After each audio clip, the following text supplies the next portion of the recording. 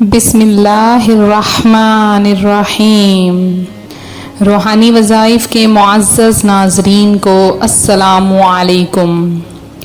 روحانی وظائف آپ کے لیے روزانہ کی بنیاد پر قرآنی وظائف اور روحانی وظائف لے کر حاضر ہوتا رہتا ہے اور احادیث نبوی پر مشتمل اور قرآن و سنت کے لحاظ سے وظائف، مستند وظائف صحابہ اکرام سے ثابت شدہ اور روایت شدہ وظائف آپ کی خدمت میں لے کر میں حاضر ہوتی ہوں تاکہ آپ کی زندگیاں سنور سکیں۔ آج آپ کے لیے ایک بہت ہی خاص عمل لے کر حاضر ہوئی ہوں۔ یہ عمل ایسا عمل ہے جو آپ کو فکر و فاقہ سے امان تو دے ہی دے گا، ساتھ ساتھ وحشت قبر سے بھی آپ کو نجات مل جائے گی۔ وحشت قبر اس قدر زیادہ خطرناک ہے کہ انسان توبہ کیے بغیر نہیں رہ سکتا۔ اگر انسان کو پتہ چل جائے کہ قبر کا عذاب اس قدر سخت ہے تو انسان کھانا پینا بند کر دے اور دولت کمانا ختم کر دے اور بس اللہ کی عبادت میں لگ جائے۔ لیکن انسان ہے نا، انسان تو ایسی چیز ہے جس کو جتنی نصیحت کی جائے وہ بھول جاتا ہے، اور بھولتا بھی ایسے ہے کہ پھر اس کو یاد کرانے پر یاد آتا ہے۔ لہٰذا اللہ تبارک و تعالی کا ذکر کیا کریں۔ اللہ کی یاد میں دلوں کا سکون ہے۔ جب ہمیں قبر میں ڈال دیا جائے گا تو نہ رشتہ دار کام آئیں گے، نہ بہن بھائی کام آئیں گے، اور نہ یہ دولت کام آئے گی۔ کوئی بھی کام نہیں آئے گا۔ کام آئے گا تو ہماری عبادتیں قائم آئیں گی۔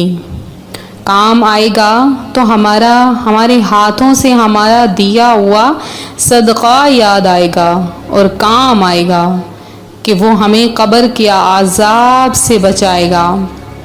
کچھ دنوں پہلے کا واقعہ ہے کہ ایک بھائی جو کہ حافظ قرآن تھے، بہت زیادہ نیک تھے، لوگوں کو تبلیغ کرتے تھے اور قرآن و سنت کے لحاظ سے داڑھی شریف بھی رکھی ہوئی تھی، بہت زیادہ نیک طبیعت کے مالک تھے کہ پورا محلہ ان کی نیکی کی گواہی دیتا۔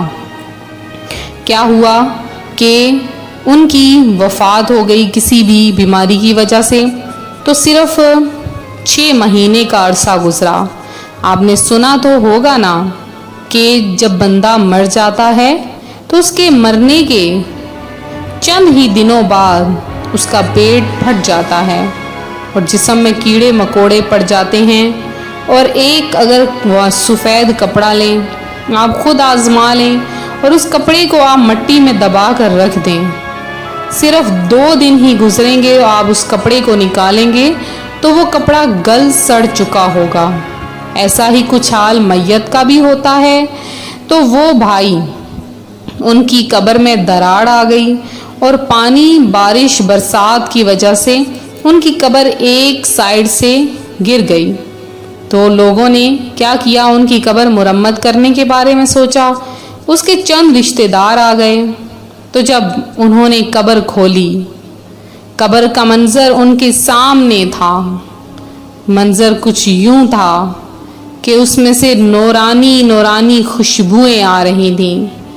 ایسا لگ رہا تھا کہ وہ خوشبو آج تک کسی نے نہ سونگھی ہو۔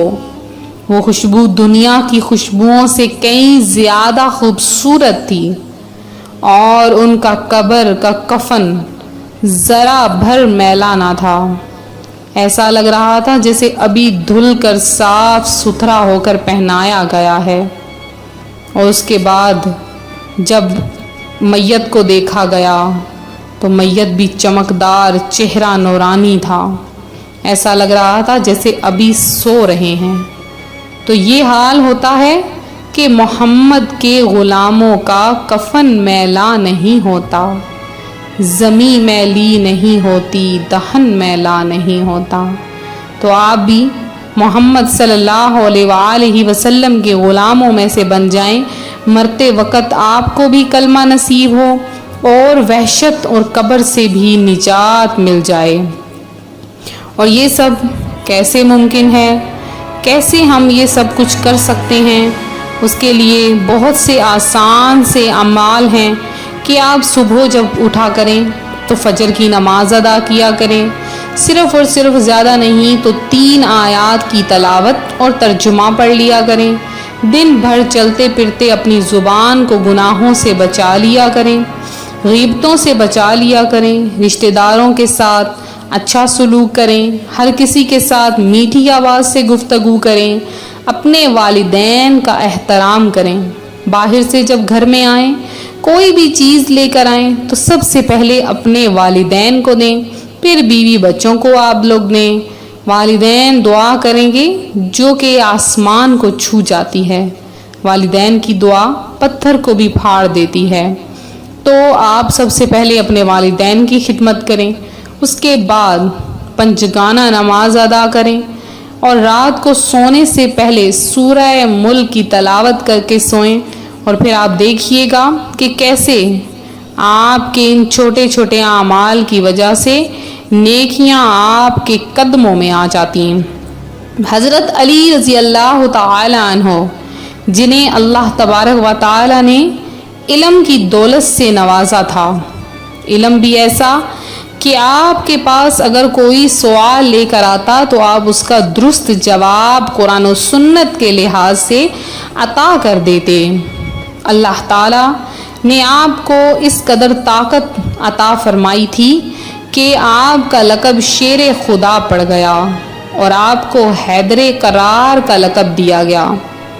تو حضرت علی رضی اللہ تعالی عنہ سے روایت ہے، حضور صلی اللہ علیہ وآلہ وسلم نے فرمایا کہ جو شخص فکر و فاقہ میں مبتلا ہوتا ہے، یعنی غربت کا شکار ہوتا ہے اور چاہتا ہے کہ غربت مجھ کو چھو بھی نہ سکے، تو وہ یہ الفاظ صرف 100 مرتبہ روزانہ پڑھ لے، انشاءاللہ عز و جل قبر سے بھی امان ملے گی اور فکر و فاقہ سے نجات مل جائے گی اور وحشت قبر سے بھی نجات ملے گی۔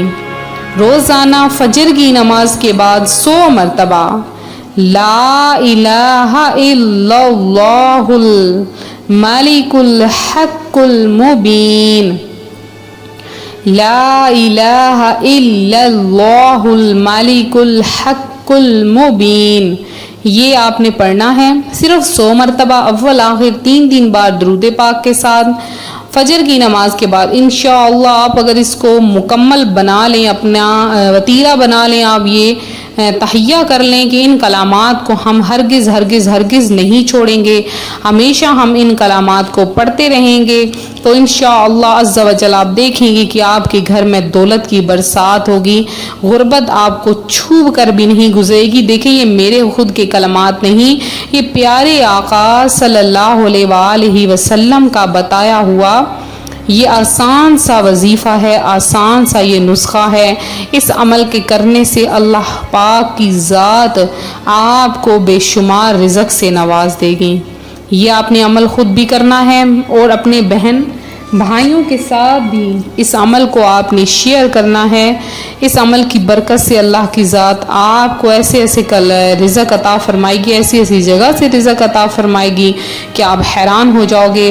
تو اب ان بہن بھائیوں کا نام بھی دعا میں شامل کیے دیتے ہیں جنہوں نے درود پاک کے ساتھ اپنا نام دعا میں شامل کروایا ہے۔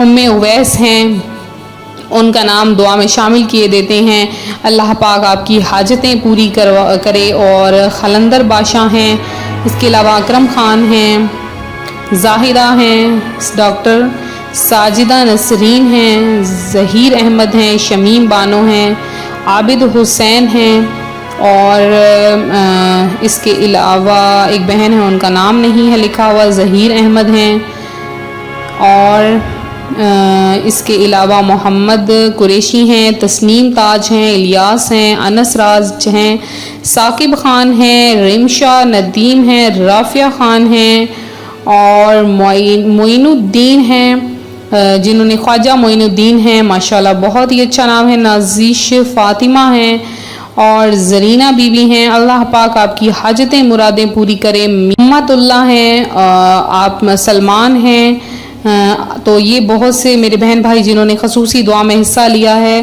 اللہ پاک آپ کی حاجتیں مرادیں پوری کرے، اللہ پاک آپ کی مشکلات پریشانیاں حل کرے۔ تو ملتے ہیں اپنے اگلے وظیفے کے ساتھ، دعاؤں میں یاد رکھیں، اسی طرح کمنٹ سیشن میں اپنا نام لکھتے رہیں۔ ملتے ہیں اپنے اگلے وظیفے کے ساتھ، اپنی دعاؤں میں یاد رکھیں، اپنا خیال رکھیں، فی امان اللہ۔